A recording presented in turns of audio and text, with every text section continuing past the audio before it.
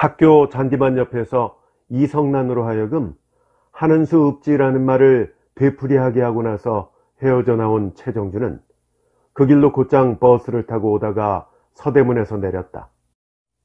곤색 스커트에 흰 블라우스, 그 위에다 앞자락이 탁 터진 옅은 초록색 자켓을 걸치고 있었다.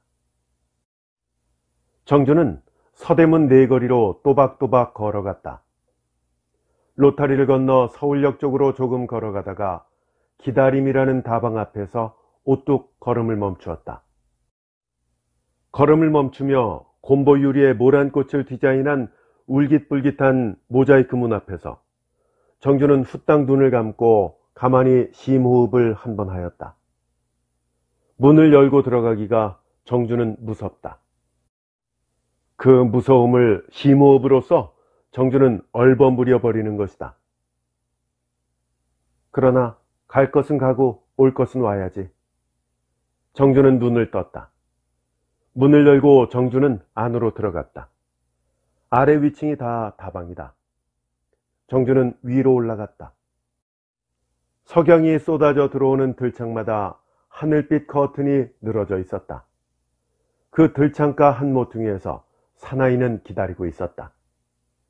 30의 고개를 너물락말락한 사나이였다. 뒤로 넘긴 머리에 기름기는 별로 없었고 기름한 얼굴이 정주를 맞이하면서 조용히 웃고 있었다. 바쁠 텐데 이처럼 불러내서. 꼬리를 잃어버린 말을 사나이는 했다. 정주는 대답을 하지 않고 자리에 앉았다. 무얼 들까요? 저 아무것도 먹고 싶지 않아요. 그래도 무얼 한 잔... 선생님, 제게 필요 이상의 신경을 안 쓰셔도 괜찮아요. 표정이 없는 정주의 얼굴이기에 사나이는 그 말의 내용보다 한층 더 차가움을 안 느낄 수 없었다. 하는 수 없이 사나이는 홍차 2잔을 청했다. 차가울 때까지 두 사람은 상당히 오랜 시간을 대화를 상실한 채 가만히 앉아 있었다. 마주 앉아 있는 동안 부드러운 미소를 띠고 있던 사나이의 표정도 점점 어두워져 갔다.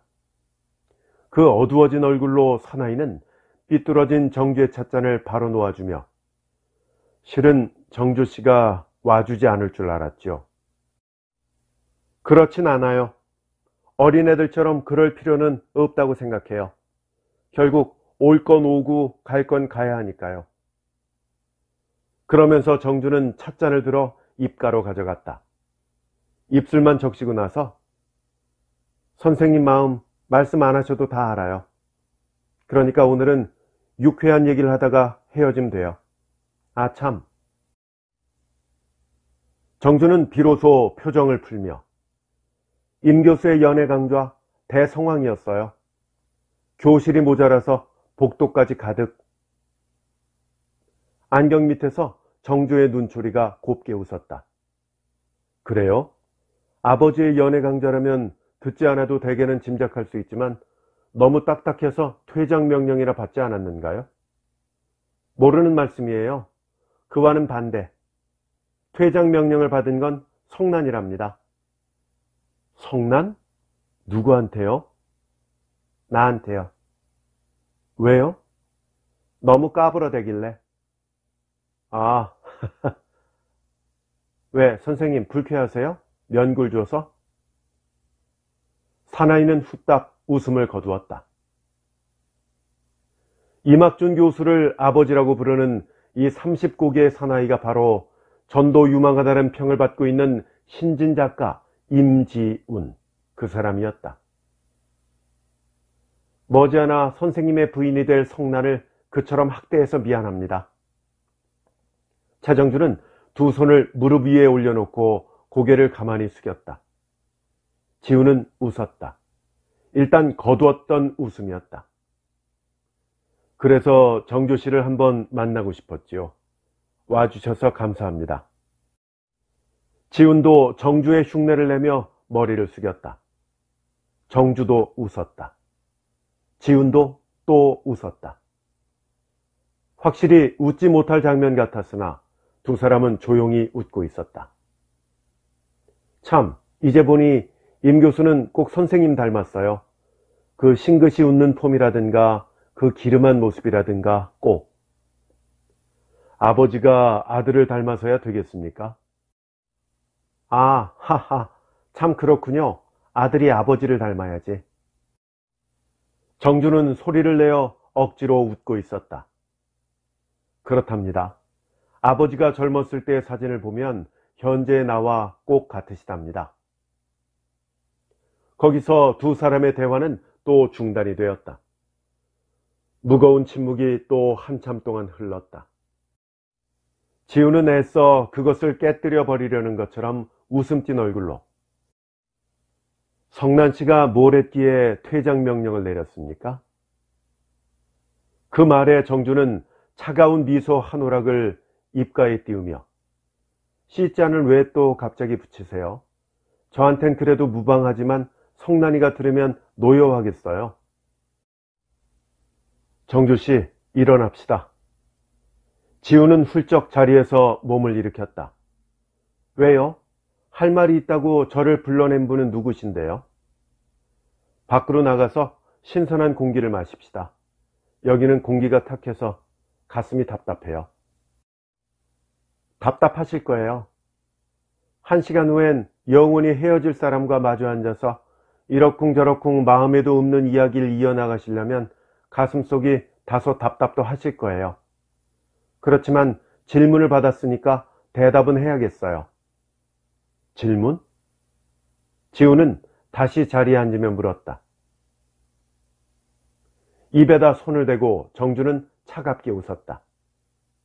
자기 입술에 떠오르는 질투의 표정을 상대편에게 보이지 않기 위한 5손가락이었다.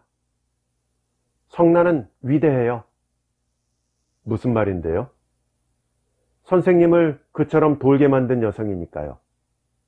내가 돌았다고요? 그럼 돌은 거 아니고 뭐예요? 성난이가 왜 퇴장 명령을 받았느냐고 물으신 건 누군데요? 아, 참, 그랬었군요. 그러니까 돌았다는 말이에요. 그래, 왜 퇴장 명령을 내렸습니까? 임 교수께서 연애는 인생을 장난하는 목도 시합이 아니고 실로 한 번 빗맞으면 피를 보고 생명을 건드리는 진검승부라고 하셨죠. 그래서요? 그러는데 성난이가 까불어댔어요. 뭐라고요? 너무 심각하다고요. 하나밖에 없는 목숨인데 연애를 2번만 하다가는 목숨 하나가 모자라겠다고요. 지우는 유쾌히 웃었다. 아주 명랑하고 재치 있는 야유예요. 그래서 선생님도 지금 그처럼 웃으시지만 그렇지만 그 웃음이 언제까지 계속될는지는 의문일 거예요. 정주의 한마디가 무엇을 의미하고 있는 말인지를 깨닫고 후딱 웃음을 거두었다. 성난은 제가 동생처럼 귀여워해온 애예요. 여학교 시절부터 쭉. 다방을 나서서 둘이는 서울역 쪽으로 나란히 걸어가고 있었다. 기울어진 가을 햇발이 둘이의 등골을 따사롭게 쪼여주고 있었다. 여학교 시절에는 소녀 화보의 주인공들처럼 아름답게, 대학에 들어와서는 좀 더 성숙한 애정을 가지고 정주와 성난은 열렬한 동성애 속에서 청춘의 일부를 불태워온 것이다. 그들에게는 남성의 애정을 필요로 하지 않았다. 그것만으로도 둘이는 영원히 행복할 것만 같았었다. 그렇지만 태양 앞에 달빛 모양, 동성애란 결국 이성의 앞에서는 아무것도 아닌가 보죠. 영원히 결혼하지 말자던 여학생 시절의 아름다운 추억만이 폐허 위에 외로이 남은 한 기둥 이끼 낀 돌탑처럼. 입술이 메말라 정주는 혀끝으로 아래 위를 축이고 나서 선생님, 성난을 영원히 귀여워해 주세요. 선생님을 안 것은 제가 먼저였지만.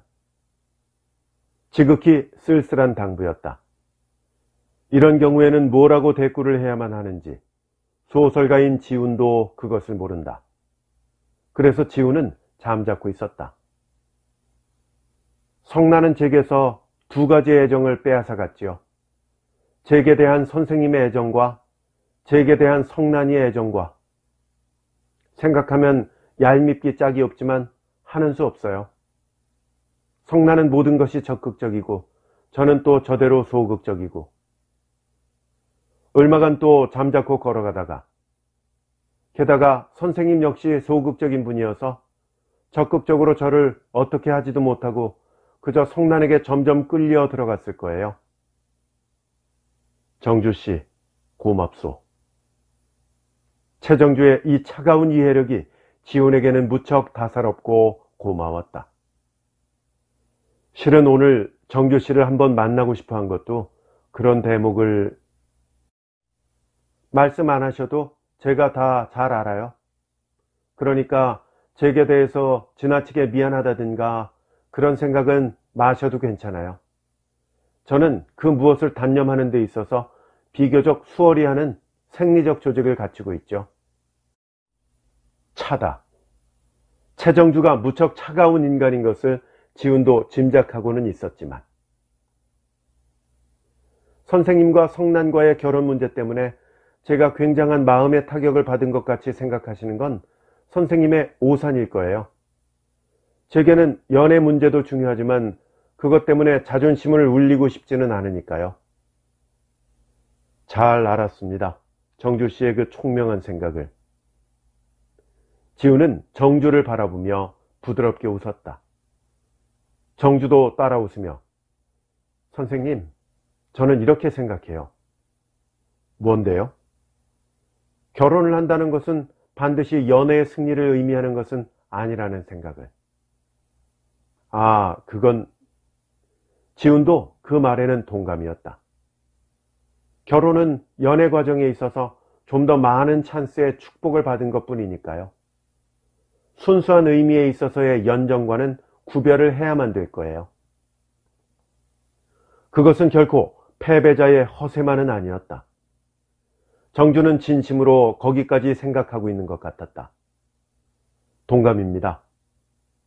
지훈도 그것을 솔직하게 인정하였다. 그리고 최정주의 그 총명한 한마디를 솔직하게 인정하지 않을 수 없는 비밀 하나를 지훈은 마음속 한구석에 갖고 있었기 때문이다. 서울역까지 와서 어디 들어가서 식사를 하지요? 선생님, 시장 하세요? 아니요. 저도 먹고 싶지 않아요. 좀 더 걸어요.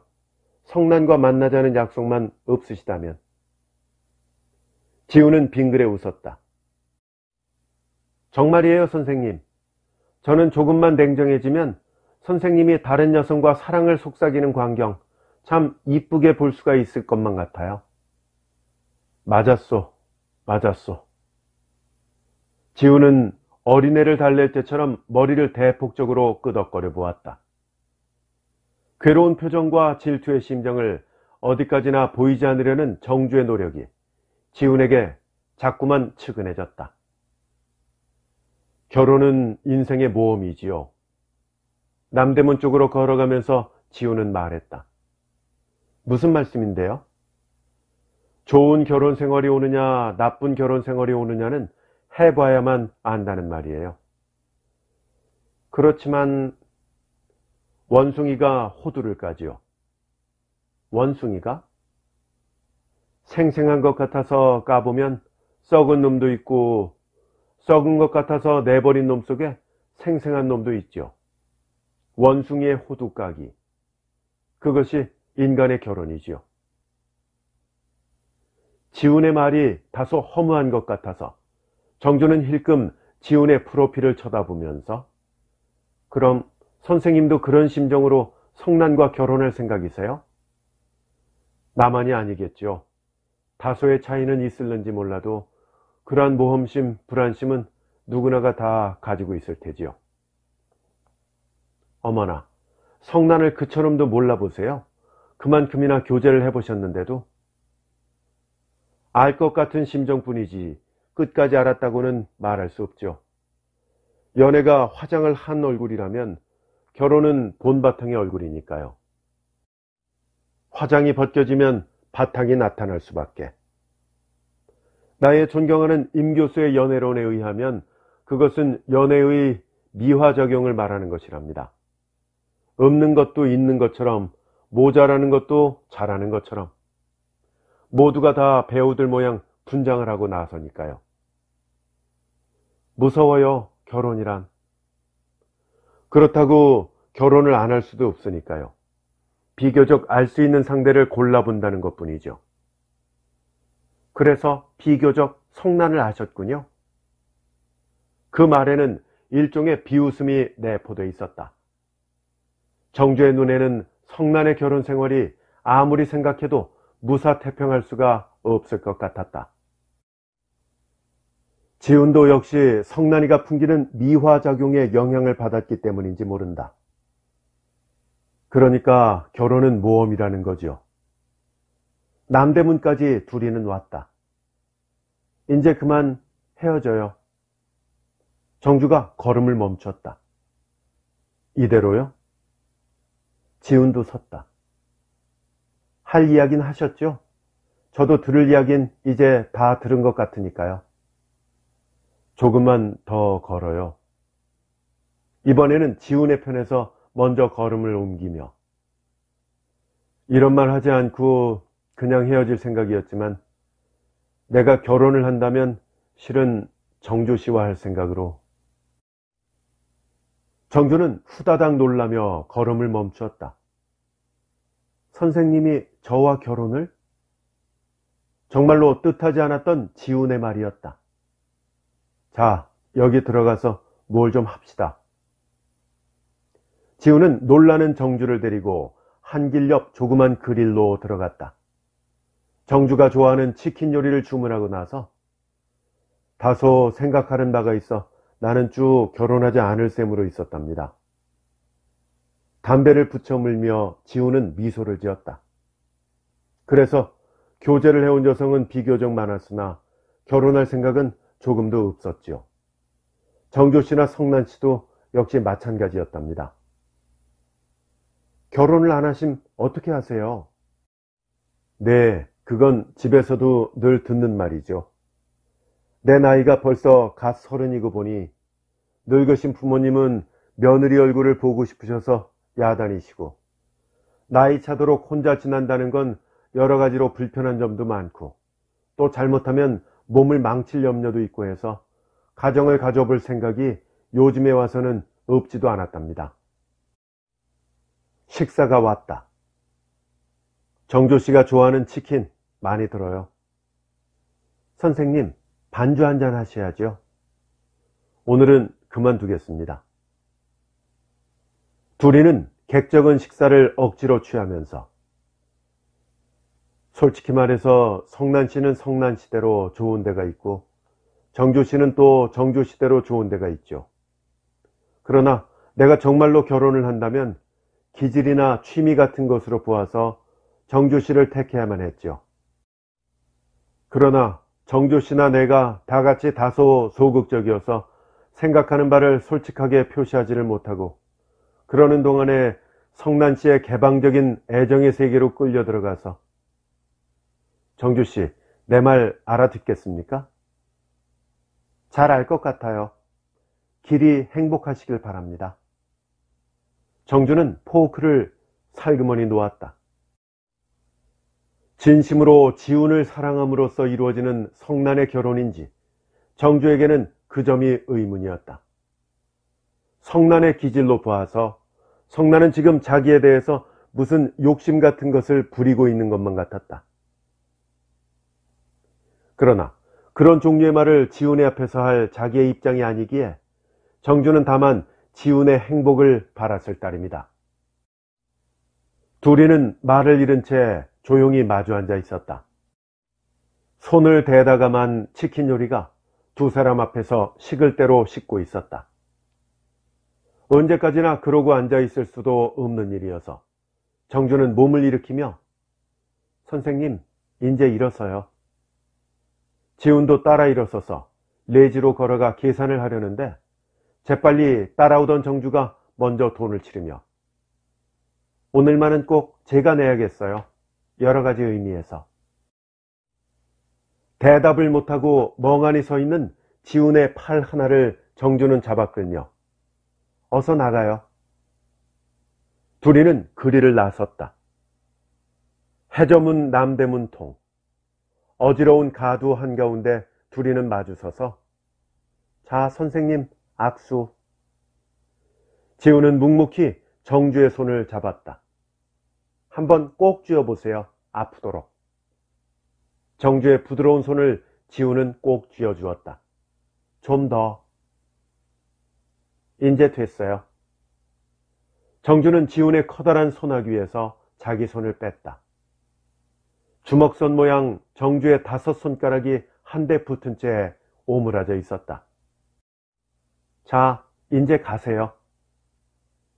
지훈의 몸을 두 손으로 돌이켜 세우며 정주는 지훈의 등을 밀었다. 선생님, 돌아보시면 안 돼요. 그리고 나서 정주는 도로 서울역 쪽으로 또박또박 걸어갔다. 한 번도 돌아보지 않고 정주는 곧장 청파동 자기 집까지 걸어가는데 성공하였다. 끝끝내 뒤를 돌아보지 않은 채 인파 속으로 사라져간 정주를 생각하며 지훈은 곧장 집으로 돌아왔다. 너 저녁은? 먹었습니다. 세수를 하고 전등이 갓 들어온 안방으로 들어가다가 아, 꽃을 사오셨군요, 어머니. 대청 소탁자 위에 꽃 한 다발이 소담하게 꽂혀 있었다. 글쎄 말이다. 너희 아버지가 오늘부터 바람을 피신단다. 이쁜 색시와 저녁 먹자는 약속도 하고 그처럼 꽃다발을 하나름 받아오고 지금 막 기분이 좋으시단다. 오호호호. 그래서 너희 어머니가 지금 막 바가지를 긁고 있는 참이다. 반주 한 잔을 얼그니 마신 임 교수가 부인과 겸상해서 저녁을 먹으면서 유쾌히 웃고 있었다. 아버지가 바람을 피신다고요? 안방으로 들어가서 지훈은 어머니 앞에 앉으며 영문을 모르고 웃었다. 그러기에 말이다. 처음엔 시치미를 딱 떼고 뭐 결혼기념일을 위해서 사갖고 왔다고 속여도 보더니만 죄를 진 몸이라 발이 저려서 종시 실토를 하셨단다. 부인은 정말 우스워 죽겠다는 듯이 숟가락을 놓고 손으로 입을 막았다. 그래서 너희 어머니가 지금 웃음으로 얼버무려 버리긴 하지만도 속살로는 전전긍긍 바람 앞에 촛불처럼 가슴이 훌레훌레. 아, 참 어머니와 아버지는 언제나 재밌어요. 평화로운 가정을 가진 사람들의 행복을 지훈은 새삼스럽게 부러워하는 것이었다.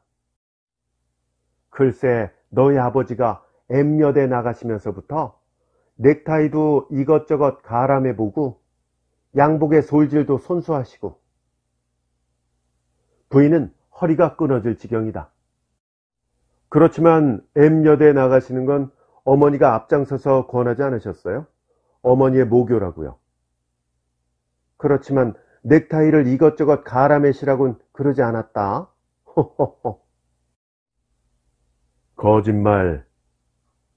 임 교수는 술잔을 탁자 소반에 놓으며 예, 너 증인이 좀 돼줘야겠다. 여자 학교는 남자 학교하고 달라서 옷차림에 주의를 하지 않으면 장본인인 교수보다도 교수 부인이 흉잡힌다고. 그건 도대체 누가 한 말인데?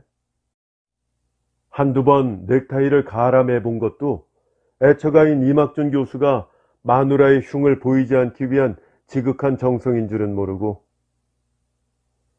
임 교수의 기분이 오늘은 정말 각별히 좋다. 무슨 별다른 깊은 의미가 있는 것은 아니지만 그것은 확실히 꽃다발의 탓인 것 같았다. 그런데 어머니, 꽃다발은 어떻게 된 꽃다발입니까? 글쎄 말이다.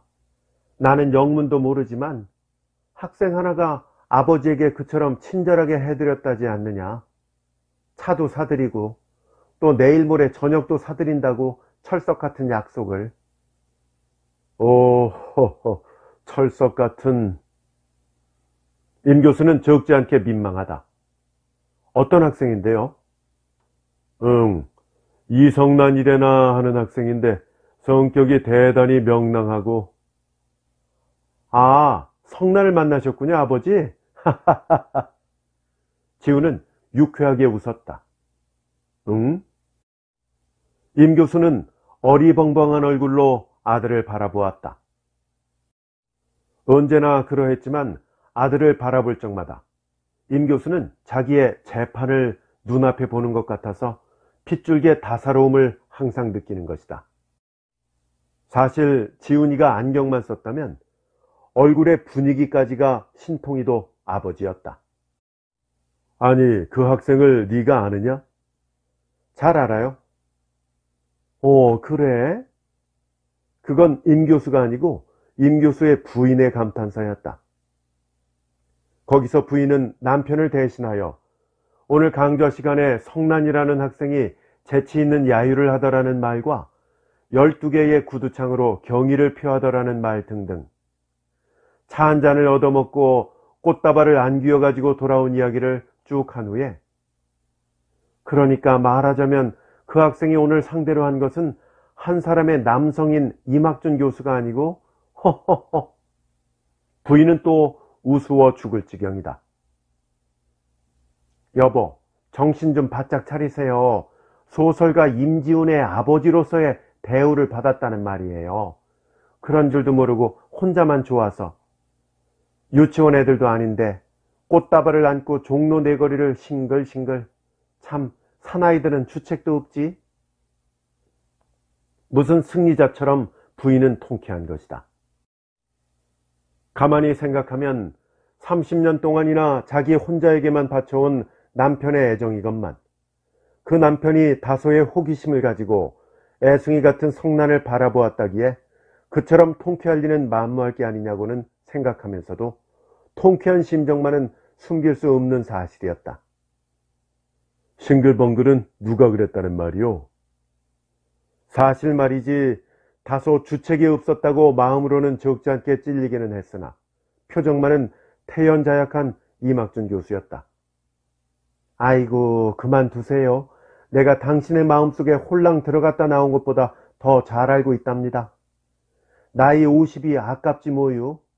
공자님은 40에 불혹을 했다는데 근엄한 철학자요 성실한 애처가이신 이막준 교수께서는 50이 넘어서도 싱글벙글. 어머니, 그건 모르시는 말씀이에요. 공자님 시대와는 시대가 다르답니다. 지훈도 유쾌한 얼굴로 입을 열었다. 옳지. 너도 사내라고 아버지 편을 드는구나. 시대가 다르다면 그래. 관 속에 들어가서도 여자만 보면 싱글벙글 하겠구나. 그 말에 아버지와 아들도 웃어댔다.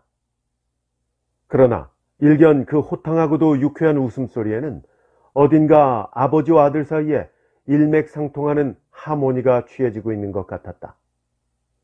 그것은 확실히 무슨 비밀의 속삭임 같았다. 아무리 이해성 있는 어머니나 아내에게도 알리고 싶지 않은 남성만의 비밀인 것 같았다. 이리하여 우리가 존경하여 마지 않는 근엄한 철학자 이막준 교수도 결국은 자기가 남성이라는 부류에 속하고 있다는 엄격한 사실을 새삼스럽게 인식함으로써 40에 불혹했다는 공자에게 일종의 철학적인 항의를 하고 있는지도 모른다. 웃기만 하면 제일인가? 대답도 없이. 복순이를 불러 저녁상을 치우면서 부인도 재미있다는 듯이 말했다. 그러나 아버지도 아들도 거기에 대한 답변은 끝끝내 하지 않았다. 다음부터는 나 대신 당신이 나가서 연애 강의를 하구려. 하렘은 누가 못할 것 같아요? 여자의 애정심리는 내가 한 걸음 앞설 거예요. 허는 또 무슨 허예요? 그 성난이라는 학생만 해도. 부인은 아들을 힐끔 쳐다보았다. 그래, 그 성난이라는 학생이 뭐 어쨌다는 말이오? 임 교수는 담배 한 꼬치를 피워물며 성난의 행동을 해석하는 데 있어서 아내의 설명을 은근히 구했다. 어쨌긴 뭐가 어째요? 당신도 무던히나 주책도 없지. 그 꽃다발이 누구에게 가는 꽃다발인 줄도 모르고 연애 강의는 또 무슨 연애 강의예요? 허허, 이러다 내가 당신에게 강의를 들어야겠구려. 들을 건 들으셔야지 별 수 있어요. 여자들의 심정이 어떻게 돌아가는지도 모르고 참. 알고 보면 그건 지훈에게 보내온 꽃다발이랍니다요. 그래? 임 교수는 덤덤히 아들을 바라보았다. 아이고, 너희 아버지는 정말 벽창옷이다. 부인은 또 깔깔대며 웃었다. 어머니도 참. 지훈은 다소 민망스러워졌다. 지훈의 방에 그라디어러스가 늘상 꽂혀 있는 걸 못 보셨어요? 그런데? 아이머니, 그래도 모르시고 그런 데만 찾으셔. 임 교수는 무엇에 홀린 사람 모양 어리벙벙해졌다. 네가 그라디어러스를 좋아하는 줄 알고 늘상 사보낸 건 분명 그 학생이었지? 아들을 바라보며 부인은 웃으면서 물었다. 지훈은 빙글빙글 웃기만 했다. 너 똑똑히 말해야 한다. 그래야만 이 기회에 아버지 교육을 좀 시켜드리는 거야. 어머니도 참. 지훈은 그저 빙글빙글이다. 침묵은 승낙의 표시라고. 그만하면 이제 당신도 아셨죠? 그래, 어서 강의를 계속하시구려. 임 교수도 사뭇 유쾌한 표정이다. 아까 지훈의 방에서 화병을 꺼내다 보니 시들어 빠진 그라디어러스가 꽂혀 있던 것 보셨죠? 그래서? 저번 사본행 꽃이 이제 시들을 무렵인데 어쩌다가 지훈을 못 만나고 있던 참에 당신이 걸려들었다는 말이에요. 너 언제 그 학생과 만났었니? 2, 3일 전입니다. 그러면 그렇지. 부인은 좀 보라는 듯이 표정을 크게 쓰며 결국 당신은 메신저 보이 노름밖에 못한 거예요. 아시겠어요? 어이도 없고 민망도 해서. 그러나 임 교수의 신음소리는 지극히 명랑하다. 그라디어러스만 사보내기가 못해서 국화랑 코스모스랑은 말하자면 덤으로 섞었을 거예요. 하하, 어머니도. 그래, 내 말이 안 맞았다는 말이냐? 그러나 지훈은 그저 웃고만 있었다. 그럼 그 학생의 모든 행동이 단지 나를 메신저로 사용할 목적으로? 나이 찬 아들 앞에서 적지 않게 민망스럽기는 했으나 임 교수는 또 임 교수대로 다소의 적막감을 가슴에 느끼며 물었다. 아버지, 그렇지는 않았을 겁니다. 그건 어머니가 지나치게 해석을 하시니까 그렇게 들리시겠지만요. 원체 개방적인 명랑한 성격이고 또 저를 통해서 아버지를 진심으로 존경하고 있답니다. 모르긴 하지만 아마 그러한 친밀감과 호의로서 아버지를 대했을 것입니다. 지금 네 말을 듣고 보니 그 학생은 내게 대해서 확실히 친절했었다. 그러나 임 교수는 결국에 있어서 쓸쓸했다. 국화나 코스모스가 그라디어러스의 덤인 것처럼 자기는 이제 인생의 한낱 덤인 셈밖에 못 된다는 것이다. 그렇지 않아도 성난의 문제에 대해서 금명간 아버지나 어머니의 의향을 들어볼 셈으로 있었지요. 언제까지나 독신으로 지낼 수도 없고 해서. 그 말에 어머니는 튀어날 것처럼 기뻐하며 바싹 아들의 옆으로 다가앉았다. 오, 그래? 그래서? 지훈의 결혼 문제는 임 교수 내외에 있어서 오랜 시일에 걸친 중대 관심사였다.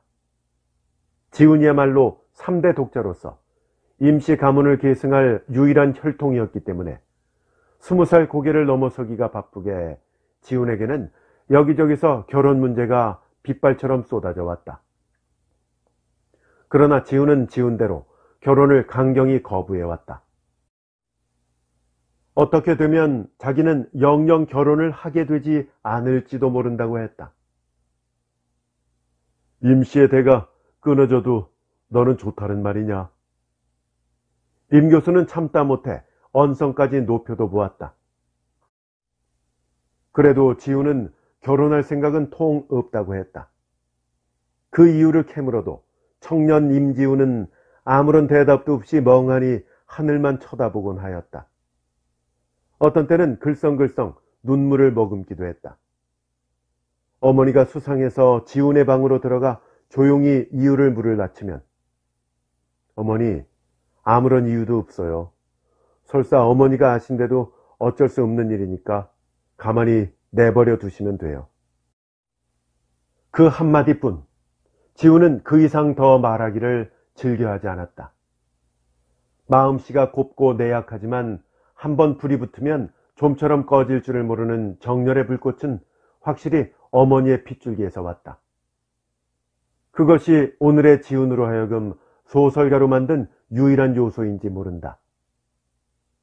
그 반면에 아버지가 지닌 성실과 고집불통의 일면도 또한 지훈은 갖고 있었다. 그러나 그것은 대부분이 후천적인 교양에서 온 것이고 지훈의 본질은 어디까지나 어머니의 핏줄에 있는 것 같았다. 어린 시절부터 지훈은 고독한 소년이었다. 나이 자라 중학교, 대학에 들어가서도 지훈은 친구를 그리 사귀지 않았다. 고독해지면 혼자서 거리를 하루 종일 방황했고 물과 숲을 찾아 들로 산으로 싸돌아다녔다. 그러다가도 기분이 내키지 않으면 보름이고 한 달이고 어두컴컴한 글방에 들어배겨서 시집이나 소설책을 끼고 춘삼월 긴긴 해를 뒹굴면서 지냈다. 처음에는 임 교수 부부도 아들의 그러한 불규칙한 생활을 탓도 해보고 나무래도 보았으나 결국은 그대로 방임해 두는 수밖에 별 도리가 없었다. 대학을 나오는 해로 어떤 중학교 교원으로 이태남짓 근무하다가 그 추잡한 사회생활에 도저히 견뎌배기지 못하고 교장을 상대로 석 달 동안을 격렬히 싸우다가 종시 똥이 무서워서 비키는 줄 아느냐는 한마디를 최후로 남겨놓고 학교를 나왔다. 그리고는 집에 들어배겨서 부지런히 글만 썼다. 그러던 것이 임 교수 부부가 아들의 결혼을 거의 단념하다시피 하고 있는 오늘에 와서 지훈이 자신의 입으로부터 결혼 문제를 끄집어냈다는 것은 적어도 이 가정에 있어서는 하나의 커다란 경사인 동시에 놀람이 아닐 수 없었다. 그래서 지금 부인은 아들의 옆으로 다가앉아서 반색을 하며 조급히 물어봤다. 그래, 그 성난이라는 그 학생이 네 마음에 든다는 말이냐? 마음에 든다기보다도 그 많은 사람도 쉽지 않을 것 같아서요. 또 오랫동안 부모님의 말씀을 거역해온 것도 죄송한 일이고. 무얼 그런 걸 다. 그래, 그이가 어떤 학생이냐? 깊은 사정은 저도 잘 모르지만요. 지훈은 거기서 이성난에 대한 자기의 지식을 간단히 이야기하였다.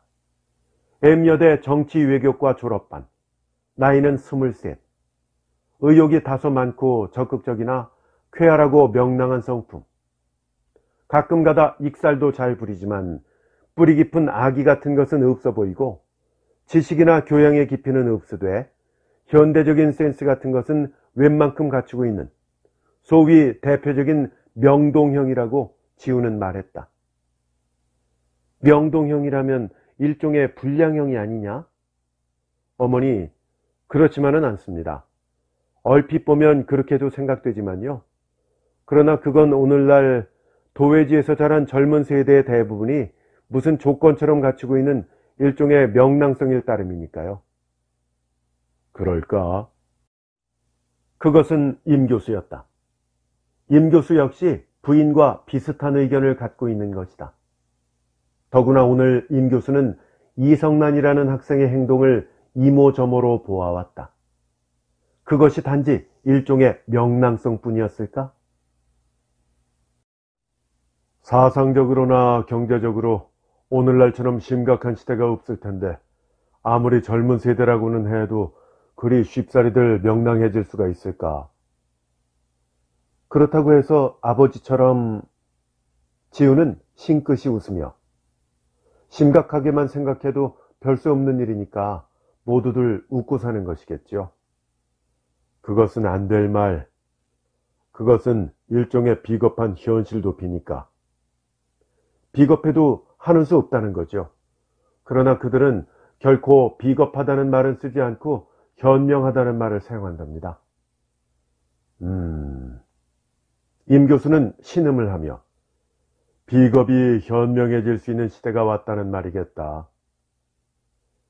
임 교수의 생각으로서는 도저히 타협할 수 없는, 아니 타협해서는 아니 되는 그들의 생활 철학이었다. 그러니까 아버지도 생명을 건드리는 진검승부의 연애로만 강의하시다가는 학생들에게 웃기워요. 성난이가 웃었다. 그렇지만 그러한 성난을 퇴정시켜달라고 말한 학생이 한두 사람 있었다는 건 역시 내 강의의 진실성을 말하는 증거일 거다. 그러면서 임 교수는 안경을 쓴 차가운 얼굴과 후딱 눈물을 거두던 자주치마 학생의 얼굴을 생각했다. 어쨌든 지훈이만 좋다면 그만이지 뭘 그러시오? 부인은 어서 손주가 보고 싶다. 그거야 물론 그렇지만 말이오. 명랑성도 지나치면 일종의 불량성을 의미하게 되는 것이니까. 오늘 임 교수가 이성난을 면접하여 부인의 말대로 주책 없는 생각을 다소간이라도 가져보게 된 것도 지금 와서 가만히 생각해보면 성난이가 지닌 그 명랑성에 있는 것이 아니고 무엇인가 꼭 집어 말할 수 없는 일종의 불량성 때문이 아니었던가 했다. 그 불량성이 자기를 유혹했었고 그 불량성을 임 교수는 마음 한구석으로 허용을 했었다. 그리고 그러한 성난이가 실로 뜻밖에도 며느리가 되려는 것이다. 3대 독자가 결혼을 하겠다는 것은 경사스러운 일이기는 하였으나 다소의 불쾌감을 임 교수는 면치 못했다. 그래, 너로서는 결정적인 생각이냐? 아버지나 어머니가 좋다고만 하신다면 임 교수는 입맛을 다셨다. 너만 좋으면 집에서야 대찬성이지 뭐냐. 10년 내의 경사인데. 그래, 네 집 자손이냐? 부인은 덮어놓고 찬성이다. 아버지 되시는 분은 6.25 때 돌아가시고 중앙청 무슨 국장을 지냈다고요. 딸 하나인데 어머니는 지금 명동에서 요리점을 경영한답니다. 요리점? 그 말에는 부인도 적지 않게 얼굴빛을 잃었다. 아니, 요리점이라니 술 파는 집 말이냐? 그렇지요. 결국 술도 팔지요.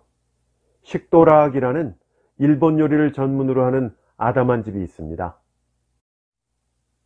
부인은 입을 딱 벌리고 남편을 쳐다보았고 임 교수는 입을 꽉 다물고 마누라를 바라보았다.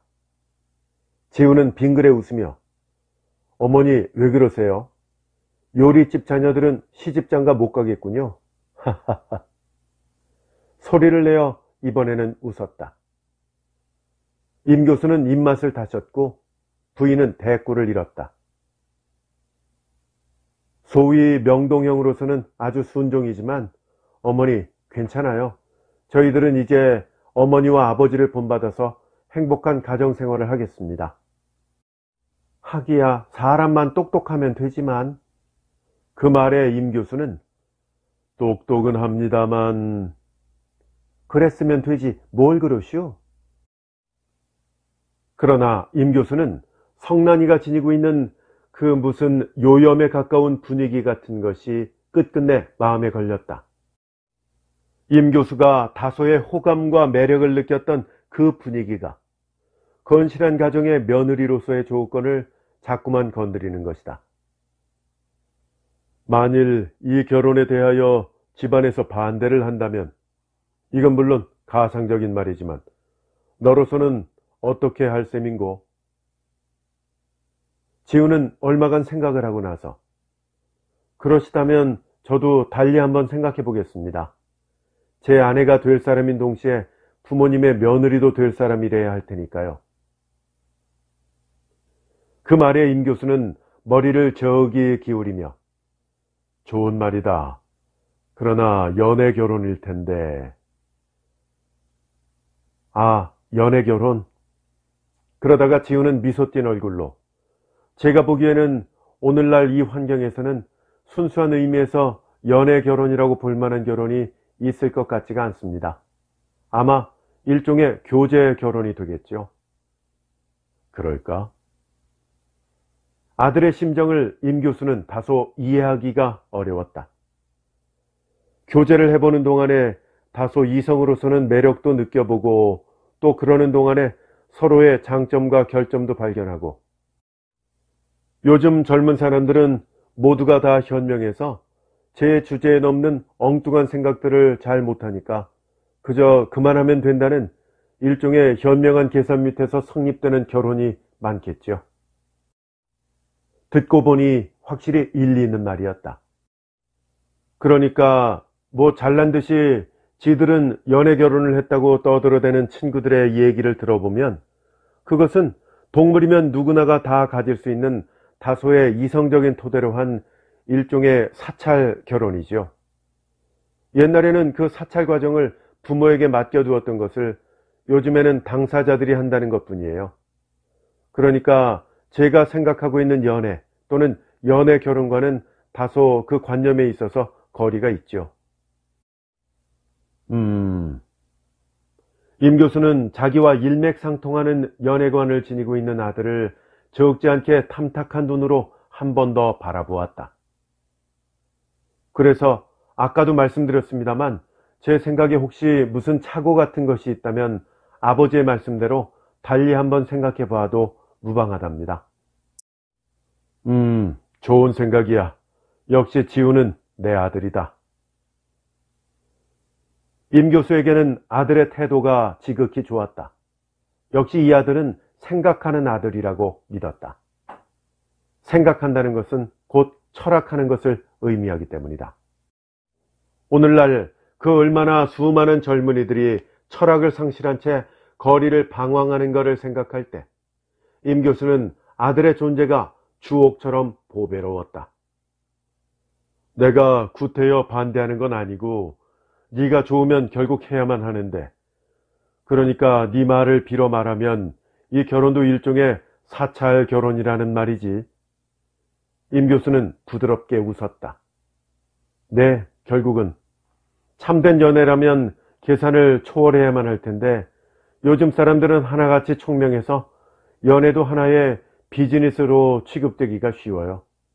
사무에는 주판이 필요하니까 자꾸만 이리 재고 저리 재고 하는 거죠. 앞뒤를 잰다는 건 벌써 순수한 의미에서 연애는 아니니까요. 좋아. 연애란 인생에 있을 수 있는 일이기는 하지만 연애가 꼭 있어야만 한다는 법은 없으니까요. 연애 없는 결혼을 우리 조상은 수천 년 해왔어도 모두 다 아들, 딸 낳고 잘 살아왔죠. 그리고 그 결과는 연애 결혼의 폐단보다 훨씬 더 좋은 성적을 나타냈다고 저는 봐요. 옳지, 옳지. 해방 이후 자유사상이 갑자기 늘어가면서부터 연애도 자유가 됐지만요. 그렇다고 해서 요즘 젊은이들처럼 연애를 안 하는 사람을 무슨 인생의 낙오자 같이 보는 것은 확실히 경박한 아메리카니즘의 폐단이죠. 맞는 말이다. 연애란 할래서 되는 것이 아니니까. 그렇죠.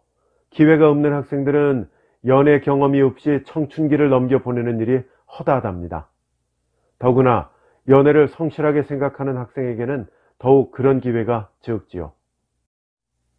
그런 의미에서 연애는 청춘의 심볼이기는 하지만 청춘의 조건은 아니니까. 동감입니다, 아버지. 인생을 두고 연애를 수없이 해치운 스탕달 같은 인간을 생각하면 구역질이 나서 견딜 수가 없어요. 인간의 걸레 조각 같지만 생각 키워요. 임 교수는 유쾌하다. 아이고, 이제 그만들 둬라. 너희 부자는 마주 앉기만 하면 인생이니 진리니 철학이니 문학이니. 부인은 어서 결혼 문제의 끝마무리가 보고 싶어서 결혼식은 더 춥기 전에 빨랑빨랑 해치워야지. 저편 의향은 어떤지. 그 점에 있어서는 저편에서도 찬성일 거예요. 자기 어머니 말이 어서 고삐를 매둬야지 놔기른 말 같아서 안심이 안 된다고요. 상당한 말괄량이인 모양이구나. 부인은 그저 기쁘기만 하다. 그래서 저는 이렇게도 생각해 봤죠.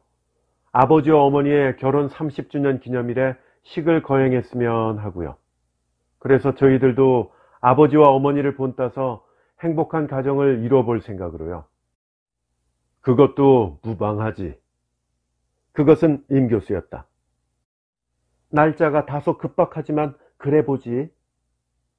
부인도 찬성이다. 내일 모레 저녁 성난이가 아버지를 모시겠다고 했다니까 그때 어머니도 같이 가서 어쨌든 선을 한번 보셔야죠. 마침 잘 됐어.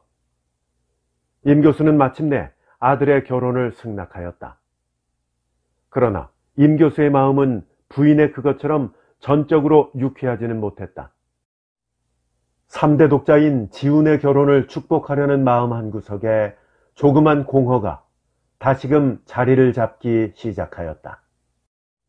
인생의 덤. 국화와 코스모스는 결국에 있어서 그라디어러스의 덤이었다.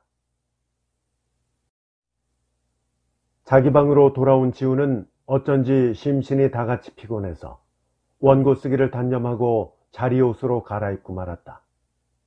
그리고는 책상 앞에 자리를 깔고 번뜩 누워서 담배 한 꼬치를 붙여 물고 멍하니 천장을 쳐다보았다. 개인의 의욕으로서는 어쩔 수 없는 운명. 천장을 바라보며 지훈은 인간의 운명을 생각하고 있다. 민족적인 운명, 국가적인 운명, 사회적인 운명, 지역적인 운명, 기타 모든 우연성에 입각한 찬스의 운명이 겹겹이 씌운 여러 가지 운명의 담벼락을 누가 잘 개척해 나갈 것인가. 지훈은 성난을 생각했다. 임지훈이라는 사나이는 결국에 있어서 이성난이라는 여자와 결혼할 운명 앞에 놓여 있었던 것이다. 그것을 모르고 소년 시절로부터 임지훈은 자기의 배우자가 될 사람을 여러 가지로 상상하면서 영혼의 방황을 계속해 왔었다. 전지전능의 신이 만일 높은 데서 인간의 자태를 내려다본다면 그 얼마나 보람있는 의욕이며 어리석은 행동임을 깨달을 것인가. 운명을 사랑하자. 그리하여 성난을 열심히 사랑하자. 그 어떤 종교적인 엄숙한 심정 앞에 지훈은 가만히 눈을 감았다. 지훈은 한 사람의 아내로서 성난을 성실하게 사랑할 수가 있을 것 같았다. 장점을 길러주고 단점을 바로잡아 아버지가 어머니를 사랑하듯이 자기도 그렇게 함으로써 행복한 부부 생활에서 오는 평화로운 가정을 이룩하는데 자신이 있었다. 성난의 기질이 지나치게 명랑하고 다소 화려한 것을 아버지는 탓하는 것 같았으나 철학자가 아닌 한 사람의 예술가의 입장에서 볼 때 그것은 도리어 작가 생활에 있어서 기본 전환을 꾀하는 하나의 정신적인 양식이 될 수도 있는 것이다. 성난은 마침내 내 아내가 되는 것이다. 그러나 거기서 느끼는 즐거움보다도 먼저 나는 마침내 성난의 남편이 되는 것이다. 이 한마디에서 오는 엄숙성이 좀 더 깊이 지훈을 쳤다. 그 순간 지훈은 벌떡 자리에서 일어나자 2층으로 된 유리 책장 앞으로 걸어갔다. 책장 맨 밑으로 조그만 서랍이 셋 달려 있었다. 그 셋 중 맨 오른편 하나에는 굳게 자물쇠가 잠겨져 있었다. 지훈은 양복 주머니에서 열쇠 고리를 꺼내 들고 잠겨진 서랍을 열었다. 깨끗이 거두어진 서랍 속에 다른 것은 아무것도 없고 가장자리에 하얀 레이스를 두른 하늘빛 손수건에 싼 조그만 무슨 봉투 같은 것이 하나 놓여 있었다. 지훈은 그것을 꺼내 들고 책장 머리로 돌아와 앉아서 파란 갓을 쓴 스탠드에 불을 켰다. 지훈은 하늘빛 손수건을 풀었다. 꽃봉투 하나가 손수건에 쌓여 있었다. 코스모스가 그려진 꽃봉투였다. 봉투에는 앞이나 뒤가 다 같이 주소 성명은 쓰여 있지 않았다. 다만 봉함을 한 뒷등에 붓으로 정성성자 하나가 한자로 조그맣게 쓰여져 있었다. 지우는 봉투에서 편지를 끄집어냈다. 편지는 단 한 장이었다. 그것은 두꺼운 장지를 적당한 넓이와 길이에 잘라낸 것으로 손수 만든 종이었다. 게르만이 착착 접은 그 장지 속에서 마를 대로 말라빠진 은행잎 하나가 바스락하고 책상 위에 떨어져 내렸다. 장지에는 다른 아무런 글자도 적혀 있지 않았다. 다만 그 새하얀 한지 한복판에 한자로 애인이라는 두 글자가 붓으로 쓰여져 있을 뿐이었다. 애인이라는 두 글자는 각각 한치 사방쯤 되는 넓이에다 적당한 간격을 두고 먹을 발라 모필로 쓴 글자였다. 글씨는 어려서 여물지는 못했으나 그 늠름한 필체와 간격이 째인 자체는 어딘가 예술적인 향기가 극히 흐르고 있었다. 글자만 좀 더 크다면 새하얀 바탕에다 이 두 글자를 떼어서 액자로 걸어도 제법 어울릴 그러한 글씨였다. 은행잎이나 꽃봉투로 본다면 요즘 흔히 보는 소녀 화보의 주인공 같기도 하지만 그 봉투의 알맹이가 한 시대 전에 것인 장지에다 모필이라는 사실은 또한 그와는 정반대의 인상을 주고 있었다. 지우는 오랫동안 말라빠진 은행잎과 함께 애인이라는 두 글자를 하염없이 들여다보고 있다가 이윽고 손을 뻗쳐 창문을 열었다. 창밖은 달빛이 교교하다. 차가운 가을달이었다. 있는 듯 없는 듯 도도한 밤바람 한 오락을 볼에 느끼며 지우는 심호흡을 한 차례 했다. 청랭한 공기가 폐부 깊이 침투해 들어가는 것이 지훈에게는 상쾌했다. 지훈은 라이터를 찾았다. 그러나 라이터는 양복 주머니 속에 그대로 들어있는 사실을 깨닫고 지훈은 성냥갑을 더듬어 잡으며 한 손으로는 꽃봉투를 집어들었다. 님이여 고요히 가시오. 꽃봉투를 물끄러미 들여다보며 지훈은 중얼거렸다. 그는 지금 10년 동안에 걸친 연모의 정을 깨끗이 불살라버리려는 것이다. 사랑한다는 것이 즐거움이라면 너무도 괴로운 즐거움이었소. 지훈은 성냥불을 켰다. 펄럭펄럭 있는 듯 없는 듯 지훈의 불을 스치던 밤바람이 성냥불을 이리저리로 희롱했다. 사랑한다는 것이 괴로움이라면 그것은 또한 너무도 즐거운 괴로움이었소. 봉투가 타기 시작했다. 절반도 못 탔는데 성냥불이 획 꺼졌다. 지훈은 또한 꼬치를 켜대며 밤바람은 무심히도 이 불을 끄려지만 누구를 위한 이 부질없는 바람의 희롱이뇨. 바람아 그대 뜻이 있거든. 이 불을 끄려고 들지만 말고 10년 묵은 꽃봉투에 그윽한 향연이 남아 님에게 전해다오. 그러나 봉투는 두꺼워서 생각처럼 그리 쉬이 타주지는 않았다. 연기는 방 안에 자욱하고 지우는 한두 번 기침을 했다. 불이 또 꺼졌다. 밤바람은 무슨 의욕을 가진 생명체인 양 성냥불을 기어코 끄려는 것인가. 그러나 지우는 또 지운대로 성냥불을 켜댔다.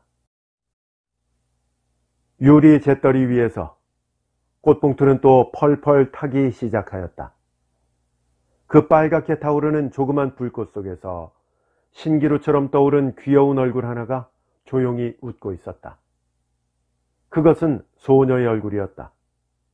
흰줄이 두 개의 테두리를 두른 해군복, 깃이 달린 교복을 그 소녀는 입고 있었다. 양쪽으로 따느린 짤막한 머리털이 깃 위에 달락말락 느려져 있었다. 불꽃 속에 나타난 소녀의 모습을 물끄러미 들여다보며 연 10년. 실로 인간 임지훈의 청춘을 서글픈 색채로 수놓고 지나간 사랑의 역사를 지훈은 더듬어 본다. 그것은 실로 기라와 같이 아름답고도 한편 그지없이 서글픈 사랑의 기록이었다. 서로가 다 어디서 사는 누구인지도 모르면서 그의 봄철부터 싹터오던 둘이의 삼호의 정은 나날이 자라가고 있었다. 그것은 일제 말기 소년 임지훈이가 청년기에 한쪽 발을 들여놓은 1945년 봄철의 일이었다. 그때 지훈은 시내 모 중학교 졸업반이었다. 태평양 전쟁의 말기인지라 학교에서는 매일처럼 근로봉사를 간다, 신궁창배를 한다, 군사훈련을 한다 하면서 학업은 젖혀놓고 시국의 요청이랍시고 공중공중 뛰어만 다녔다.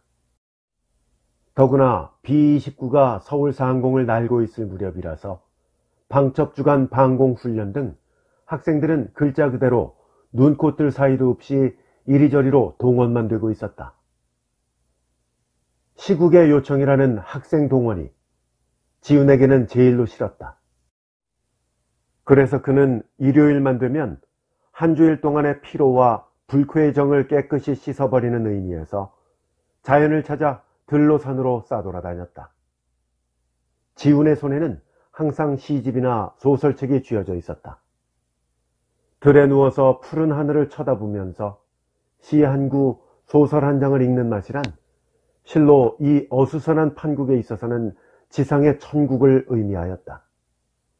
그러는 동안에 지훈의 발길은 어느덧 창경원 실록을 자주 찾게 되었다. 그렇지 않아도 남달리 동물을 좋아하는 지훈으로서는 원숭이의 우리 앞에서 어린애들처럼 해를 지우는 수가 일수 많았다. 동물원과 식물원을 비롯한 유원지나 춘당지 연못가는 고독한 소년 임지훈에게 있어서는 고요하고도 아늑한 심신의 안식처가 되고 있었다. 그렇다. 서로가 어디서 사는 누구인지도 모르는 그 귀여운 소녀와 지훈 사이에 움트기 시작한 연모의 정이 나날이 자라가고 있는 것은 바로 그러한 무렵의 일이었다. 처음에는 식물원 유리집안에서 그 소녀를 지훈은 만났다. 그 다음에는 비스켓이나 군밤을 코끝으로 말아먹는 코끼리 우리 안에서 소녀를 만났다. 그리고는 유원지 그네 옆에서 혹은 명정전 뒤뜰 돌탑 앞에서 두 소년은 아무런 기약도 없이 만났다가는 헤어지곤 하였다. 그러다가 두 소녀가 마지막으로 다리 쉬임을 하는 것은 금잉어가 넘실거리는 춘당지 연못가였다. 그것은 명정전에서 벚나무가 주렁주렁 서 있는 완만한 비탈길이 끝나는 연못가 초입이었다. 그 초입에 벚나무 한 그루를 등진 벤치 하나가 있었다. 그 벤치에 소녀는 홀로 앉아서 금잉어를 들여다보는 것이었다. 그 벤치에서 조금 구부러져 들어간 연못가 사이로 건너 맞은편 숲 사이에 사람이 하나 들어앉을 만한 틈이 하나 있었다. 바로 그 바위 틈 사이에 소년 임지훈은 시집이나 소설책을 들고 앉아 있는 것이다. 지훈은 검은 교복을 입고 있었고 소녀는 흰 줄이 2개 가장자리를 두른 커다란 해군복이 시달린 곤색 여학생복을 입고 있었다. 짤막하니 자른 머리를 양쪽으로 따느린 그 소녀의 나이가 기껏 보아서 17, 8 안팎이었다. 매 일요일마다 4~5간 길이의 간격을 두고 두 소년은 마주 앉는 것을 무슨 일과처럼 하는 그 시각이 대개는 다 12시 전후로 되어 있었다. 그러다가 정오의 사이렌이 앙 하고 불면 소녀는 그게 무슨 신호나 되는 것처럼 벤치에서 살며시 일어나 창경원 정문을 향하여 걸어 나가곤 하였다. 소녀가 창경원에 나타나는 것은 언제든지 꼭 일요일이었고 언제든지 꼭 12시 전이었다. 벌써 월요에 걸친 경험으로 보아서 소년 지훈도 일요일만 되면 만사를 젖혀놓고 무슨 철석 같은 약속이나 한 사람처럼 그 시간에 꼭꼭 되어갔다. 소녀가 먼저 와 있는 때도 있고 지훈이 편에서 먼저 가는 적도 있었다. 그러나 어느 편에서나 단 한 번도 그러한 일과를 게을리한 적은 없었다. 이리하여 두 소녀와 소녀는 벌써 여러 번째 같은 시각 같은 장소에서 서로의 얼굴을 대하건만 여태껏 단 한마디의 말조차 바꾸지를 못한 채 헤어지곤 하였다. 그러나 소년 임지훈은 무한히 행복하였다. 1시간 내지 30분 동안에 걸친 그 행복을 지훈 소년은 자기의 일생과 바꾸더라도 아깝지 않으리라고 생각하였다. 소년은 항상 파란 손수건에 무슨 약병 같은 것을 싸갖고 있었다. 얼굴 모습이 갸름하고 알린 들여다 보일 것 같은 맑고 흰 살결을 소년은 갖고 있었다.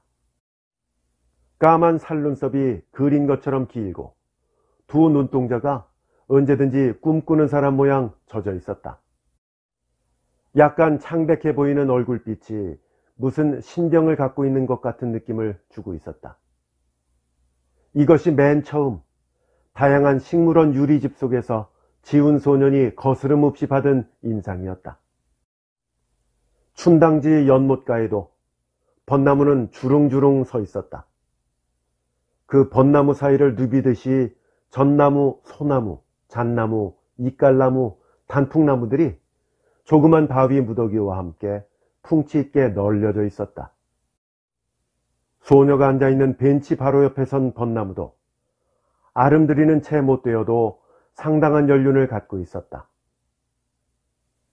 물이 뚝뚝 흐를 것 같은 야무진 꽃봉오리가 2, 3일 후에는 활짝 피어날 그러한 무렵이었다. 지훈은 한일자로 꽉 입술을 다물고 그 국달한 눈썹을 들어 머나먼 하늘만 바라보곤 하였다. 그러다가 불현듯 시선이 옮겨질 때면 그 타오르는 두 눈동자는 무슨 완강한 인력에 끌리는 것처럼 소녀의 모습을 무섭게 붙들곤 하였다. 지훈은 꺼질 것 같은 긴 한숨을 연못 위에 내뿜으며 이유모를 몸부림을 치곤 했다. 그러다가도 소녀가 무심코 시선을 돌려 자기를 바라보는 순간이면 둘이 다 무슨 커다란 죄나 짓고 있는 사람 모양 표정을 죽인 얼굴이 금방 되면서 둘이가 다 후딱 외면을 하는 것이었다. 그렇듯 소년도 소녀도 약한 성격의 소유자였다. 벌써 여러 번째 마주치는 둘이의 눈동자건만 그 마주치는 시선을 굳세게 받아들일 만큼 대담하지도 못했고 불량하지도 못했다. 그러다가 정오의 사이렌이 불면 소녀는 파란 손수건에 싼 약병 같은 것을 소중히 들고 창경원 정문을 향하여 조용히 걸어 나가곤 하였다. 지훈은 그 조그맣게 사라져가는 소녀의 뒷모습을 멍하니 바라보고 앉았다가 이윽고 소녀의 모습이 완전히 시야에서 사라질 무렵이면 아, 오늘도 또 그냥 헤어졌다. 그러면서 지훈은 언제나 늘상하는 버릇으로 무릎 위에 펼쳐놓은 시집에다 얼굴을 탁 묻어버리며 격렬한 몸부림을 치는 것이었다. 나는 왜 이처럼 마음이 약할까? 아, 안타깝다. 지훈 소녀는 울었다. 안타까움을 견디지 못하는 어린 영혼의 오열이었다. 그렇듯 안타까움을 지훈은 상대편에게 표시할 용기가 도저히 없었다.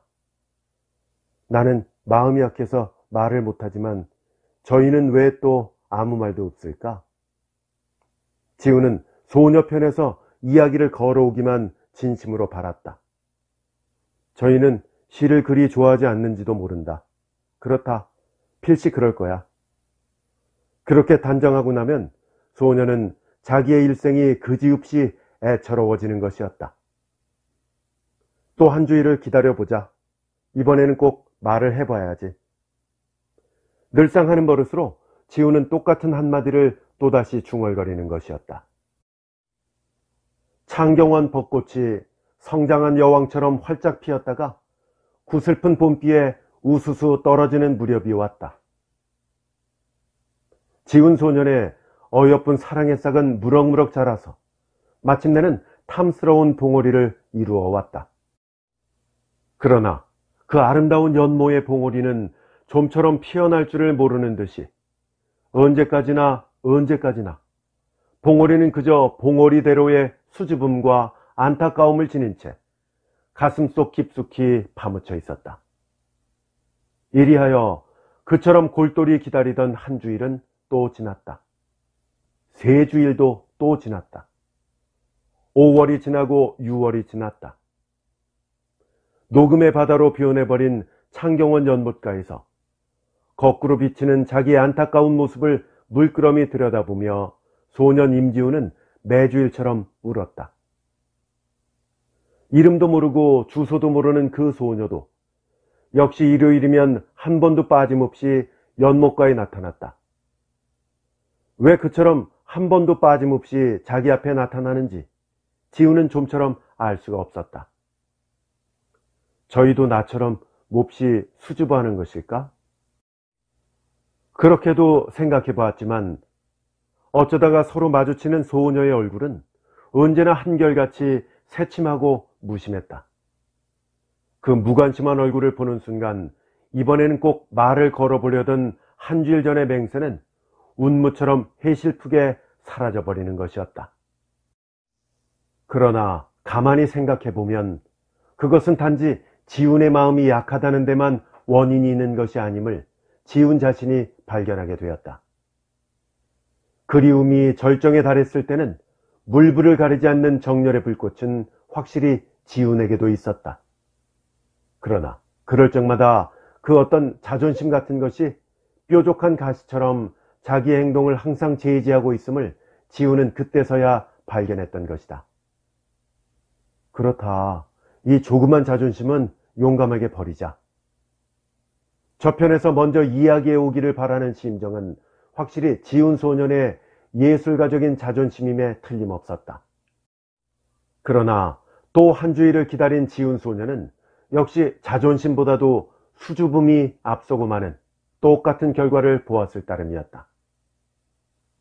거기서 지훈은 마침내 소년다운 한 가지 방법을 문득 생각해냈다. 그것은 7월 하순 여름방학 때의 어떤 토요일 저녁이었다. 지훈은 창경원으로 갔다. 여학생이 앉는 벤치는 다행히도 비어 있었다.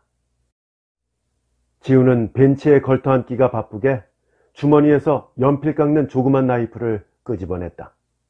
저녁 무렵이다. 근방에 사람의 그림자는 별로 보이지 않았다. 그래서 그는 문을 닫는 직전의 시간을 택했던 것이다. 바로 벤치 옆에 서 있는 벚나무 껍질은 캄캄한 흙빛이었다. 아름드리의 절반은 넉넉할 벚나무였다.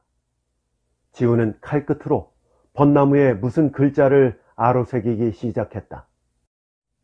어른의 주먹만한 크기를 가진 글자 2자를 목각장이들처럼 하얗게 파내기에 열중하였다. 사람이 지나가면 동작을 멈추었다. 멈췄다가는 또 열심히 칼끝을 놀렸다. 이리하여 약 20분이 지났을 무렵 캄캄한 흑빛깔 벚나무 위에 하얗게 도려낸 2 글자는 애인이었다. 그날 밤 지훈은 잠을 이루지 못했다. 무슨 커다란 죄를 지은 사람처럼 가슴속이 울렁거려 견딜 수가 없었다. 내일 12시만 되면 그 여학생은 필경 그 2 글자를 눈앞에 발견할 것이다. 그렇지만 그것이 나의 이 안타까운 마음의 고백인 줄을 알아줄는지. 지훈은 그것이 또 걱정이 되었다. 이튿날 지훈은 11시경에 창경원으로 갔다. 소녀는 아직 와 있지 않았다. 지훈은 마음이 자꾸만 떨린다. 11시 반이 좀 지났을 무렵에 소녀는 역시 그것이 무슨 마음의 행사인 것처럼 식물원 쪽으로 조용히 걸어 내려오고 있었다. 걸어 내려오면서 소녀는 멀리 지훈이 앉은 쪽을 한번 바라다 보는 것 같았다. 그러나 소녀는 곧 시선을 돌려 여전히 무심한 얼굴을 하고 벤치로 걸어왔다.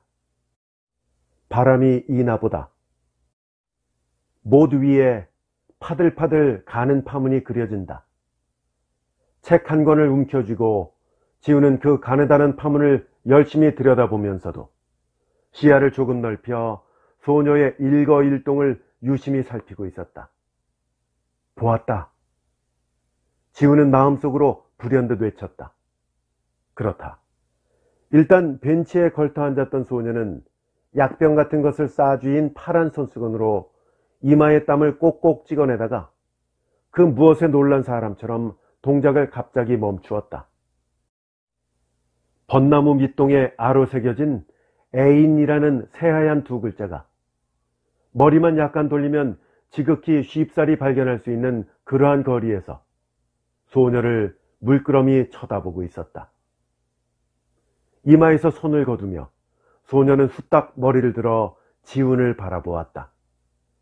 4호간 남짓한 거리였기 때문에 그 순간에 있어서의 소녀의 표정을 정확히 포착하지 못한 것이 지훈에게는 한이었으나, 그러나 소녀의 태도는 확실히 그 무슨 마음의 충동으로 말미암아 저기 당황해 있는 것만은 충분히 짐작할 수 있는 지훈이었다.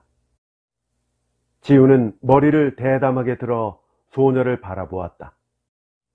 가느다란 물결을 이루고 있는 연못 위에서 두 소년소녀의 시선과 시선이 억센 파문을 일으키며 부딪혀 버렸다. 소녀는 즉각적으로 그것이 지훈의 마음의 고백인 줄을 알고 있는 것 같은 태도다. 지훈은 획 시선을 돌렸다. 부끄러운 생각이 물밀처럼 전신을 습격해 왔었기 때문이다.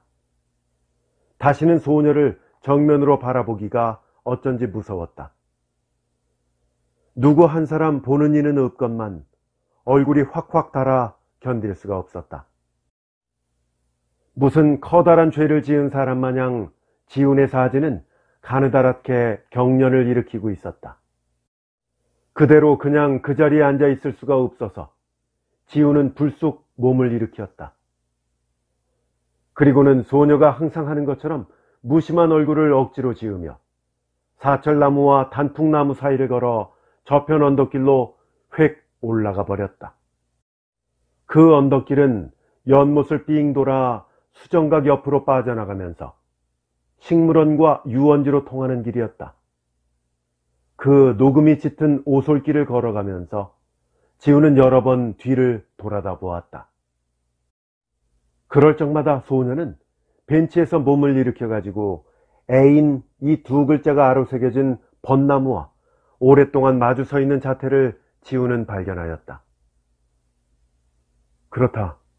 저 여학생도 나를 생각하고 있었는지 모른다. 그러나 그 소녀는 끝끝내 지훈을 따라오지는 않았다. 지훈이가 못을 삥 돌아 유원지까지 다다랐을 무렵에 소녀는 이윽고 벚나무 앞에서 몸을 돌려 창경원 정문을 향하여 감실감실 사라져갔다. 아, 저 여학생은 결국에 있어서 나를 좋아하지는 않았다. 지훈 소녀는 어린애들이 오구구 뛰노는 유원지 한 구석 잔디밭 위에 힘없이 펄썩 주저앉고 말았다. 소년 임지훈은 마침내 절망을 느꼈다. 그 여학생은 내 마음의 고백을 빤히 알면서도 그대로 가버리고 말았다. 이것이 절망의 한 주일 동안에 지훈 소년이 수없이 되풀이한 한마디였다. 다음 공일에는 꼭 오지 않을 거야. 내가 그처럼 불순한 마음을 가진 줄 이제 알았으니까. 나를 속으로 무척 욕할 거야. 나를 불량한 학생이라고 경멸할 거야. 지훈은 그렇게 생각을 키우는 것이 제일 무섭고 슬펐다. 학생이면 공부나 할 것이지 무슨 그런 불순한 생각을 한담? 소녀는 꼭 그렇게 생각할 것만 같았다. 그렇지만 이 지극한 심정은 과연 불량한 까닭에 생기는 것일까? 지훈은 성적도 우수했지만 온건한 성품이었기 때문에 조행에는 언제나 우를 맞아왔다. 그렇다면 나는 소위 이중인격자였던가?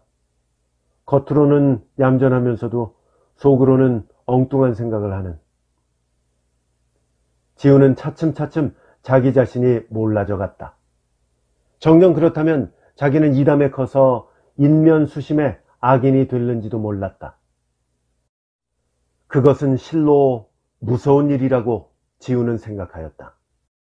그러나 다음 일요일이 또 닥쳐왔을 때 지우는 여전히 창경원 연못가를 찾지 않을 수 없는 자기의 불량한 마음을 한없이 미워하고 슬퍼하였다. 그것은 무더운 8월 초순이었다. 그리고 그날은 소녀편에서 먼저 와 있었다. 꼭 나타나지 않을 줄 알았던 소녀가 먼저 와서 벚나무 벤치에 조용히 앉아있지 않는가. 아, 왔다. 지훈의 기쁨은 이루 형용할 수가 없다. 그리고 그 기쁨의 꼬리를 또 부끄러움이 물기 시작하였다. 그리고 또 그 부끄러운 생각을 억제하기 위해서 지훈은 또 무표정의 가면을 쓰는 것이다. 벤치 옆을 지나면서 문득 바라다 본 소녀의 얼굴도 역시 자기의 그것처럼 무심하고 태연하다. 그래서 지훈은 또 가슴속이 덜컹 내려앉았다. 나는 마음이 약해서 그러지만 이 여학생은 왜 좀 더 나를 아는 척 해주지를 않을까? 그것이 다시금 지훈을 서글프게 하였다. 그러나 어쨌든 왔다. 지훈 소년이 숲새를 빠져 바위로 내려가 앉으려 했을 때였다. 자기가 앉아있던 바로 그 바위 틈 사리에 파란 손수건에 싼 무슨 엷은 물건이 하나 달랑 놓여 있었다. 아, 이 파란 손수건. 그것은 아무리 생각하여도 소녀가 늘상 약병 같은 것을 싸갖고 다니던 바로 그 손수건만 같아서 지훈은 문득 소녀 쪽을 바라보았다.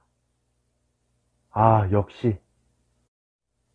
과연 무릎 위에 올려놓은 소녀의 손에는 흰 약봉지 하나와 조그만 약병 하나가 달랑 쥐어져 있을 뿐 소녀는 멀리 주정각 지붕 너머로 푸른 하늘을 무심코 바라보고 있었다. 지훈은 떨리는 손으로 손수건을 풀었다.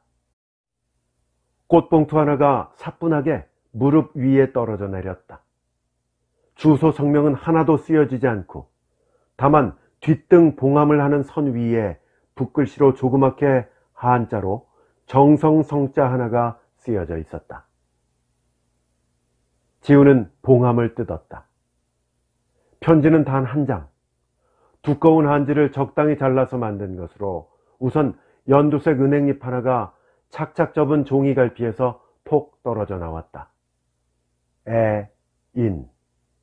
그 두꺼운 한지 한복판에는 단지 이 두 글자만이 모필로 쓰여져 있을 뿐이다.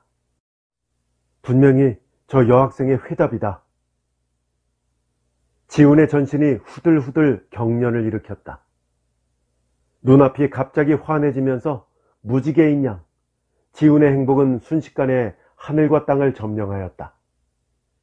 지훈은 불현듯 머리를 들고 소녀를 바라보았다. 그때까지 자기의 일거일동을 유심히 바라보고 있던 소녀임에 틀림없었다. 그 소녀가 휙 얼굴을 들어 달려오는 지훈의 시선을 피하며 먼 하늘을 무심하게 쳐다보기 시작하였다. 왜 그처럼 모르는 척하는지 지훈은 소녀의 심정을 통 알아볼 수가 없었다. 그러나 또 한편 가만히 생각해보면 그러한 소녀의 심정에는 어딘가 자기의 마음과 비슷한 대목이 있는 것도 같았다. 소녀는 좀처럼 고개를 돌리지 않았다. 무슨 천문학자처럼 언제까지나 하늘만 쳐다보고 있었다. 8월 초순, 뜨거운 하늘이었다. 지훈은 떨리는 손길로 편지를 다시금 손수건에 싸들고 후딱 몸을 일으켰다. 그리고는 성큼성큼 소녀의 옆으로 걸어갔다. 그래도 소녀는 조금도 아른 척하지를 않고 멀리 수정각 지붕 위로 하늘만 하염없이 바라보고 있었다. 지훈이가 다가오는 인기척을 분명히 느끼면서도 고개 하나 까딱없다. 가까이에서 바라보는 소녀의 옆얼굴이 지운 소년에게는 성스러울 만큼 청초하고 예뻤다. 저 꽃봉투를 싼 파란 손수건을 손으로 읍하듯이 공손히 쥐고 지우는 부끄러워서 머리를 수그렸다. 목소리가 자꾸만 떨린다. 꾸중을 받으러 온 수학생처럼 지훈의 사지는 자꾸만 굳어져 갔다. 무슨 말을 해야 하는지 지훈은 몰랐다. 그래도 소녀는 지훈의 편을 한 번도 돌아봐 주지는 않는다. 그래서 지훈은 수그렸던 고개를 가만히 들어 소녀를 바라보았다. 무심히 먼 하늘만 바라보고 있는 소녀의 얼굴이었으나 그러나 그 얼굴이 귀 밑까지 빨갛게 물들어 있는 양을 지훈은 보았다. 저 편지는 분명히 받아보았습니다. 확확 달아오르는 얼굴과 무섭게 두근거리는 가슴의 동기가 지훈 소년의 말을 자꾸만 중도에서 끊어놓는다. 그래도 소녀는 대답도 않고 돌아보지도 않았다. 점점 더 짙은 홍조만이 소녀의 옆얼굴을 덮어씌우고 있었다. 나는 그만 정성성자 하나를 빼먹었습니다. 요다음 일요일까지는 꼭 이 벚나무에 성자를 새겨놓겠습니다. 그 순간 소녀는 후딱 머리를 돌려 지훈을 쳐다보았다. 알린 들여다보일 것처럼 희고 갸름한 얼굴이 한층 더 빨개지며 젖은 것 같은 두 눈동자가 긴 살눈썹 밑에서 오들오들 떨고 있었다. 소녀는 잠시 지훈의 얼굴을 물끄러미 쳐다보다가 무엇을 생각했는지 발딱 몸을 일으키며 입을 열었다. 너무 가까이 다가오지 마세요. 사람들이 봐요. 우리 학교 선생님이 오셨는지도 몰라요. 그러면서 소녀는 휘 한번 사방을 돌아보다가 유원지 쪽에서 내려오는 중학생 패거리를 한 무더기 발견하자 당황한 어조로 나는 가겠어요. 다음에 또. 그 한마디를 남겨놓고 쏜살같이 정문을 향하여 사라지는 소녀의 등 뒤에서 지훈은 말했다. 그럼 꼭 다음 일요일에. 행복의 문은 마침내 열렸다. 진실로 이 한 주일 동안에 있어서의 소년 임지훈이야말로 그의 일생을 통하여 가장 화려찬란한 마음의 왕자가 되어 있었다. 사람이 사람을 깊이 생각해 본다는 것이 어찌 이처럼도 기쁜 일인지 알 수가 없다. 이것이 소위 시인이나 소설가들이 흔히 말하는 사랑이라는 것일까? 그 신비로운 아름다움의 정체를 좀처럼 헤아리지 못한 채 지훈 소녀는 그 신비로운 아름다움 속에서 한 주일 동안 흐뭇이 젖어 있었다. 토요일 저녁, 지훈은 다시 창경원을 찾아가서 애인이라는 두 글자 위에 이번에는 조금 작은 글씨로 정성성자 하나를 더 새겨놓고 돌아왔다. 그러나 어찌 된 셈인지 이튿날은 일요일이었지만 하루 진종일을 기다려도 소녀는 나타나지 않았다. 그것은 실로 지훈에게는 불가사의의 일이 아닐 수 없었다. 여태까지 단 한 번도 빠져본 적이 없는 소녀가 아니었던가? 어디가 아파서 갑자기 누워버린 것이나 아닐까? 생각하면 그럴런지도 몰랐다.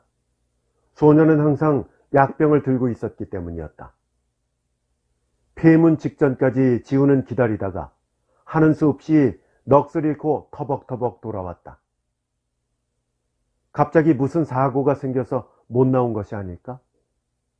이튿날은 월요일이다. 마침 방학이어서 지훈은 창경원을 또 찾았다. 무슨 사고로 못 나왔다면 월요일에라도 나와서 저번처럼 편지로라도 무슨 연락이 있을 것만 같이 생각을 키웠기 때문이었다. 그러나 그날도 소녀는 영영 나타나지 않았다. 화요일에도 가보았다. 수요일에도 가보았다. 마치 무슨 꿈속에 나타났다가 사라진 선녀를 보았던 것처럼 지우는 허무해졌다. 갑자기 병이 닥쳐서 죽은 것이나 아닐까? 어쩐지 지훈에게는 그 생각이 더 한층 절실히 왔다.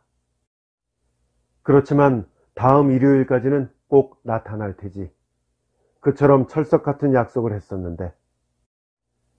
그런데 그 다음 일요일이 오기 전에 삼천리 강토를 뒤집은 8.15 해방이 왔다. 세상은 바뀌고 희망의 꽃은 민중의 가슴 속에서 활짝 피었다.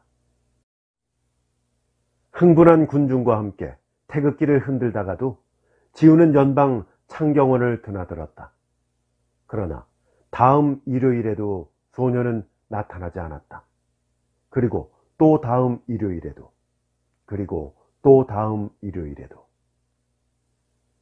지우는 울었다. 찌는 듯이 무더운 여름이건만 지우는 문을 꼭꼭 닫고 자기 방에 들어앉아서 어머니 몰래 울었다.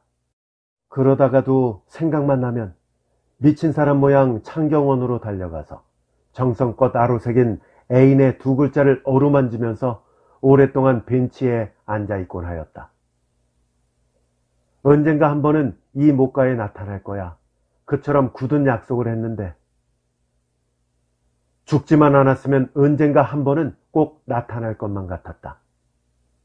그러나 여름이 지나고 가을이 와도 소녀는 영 나타나지 않았다.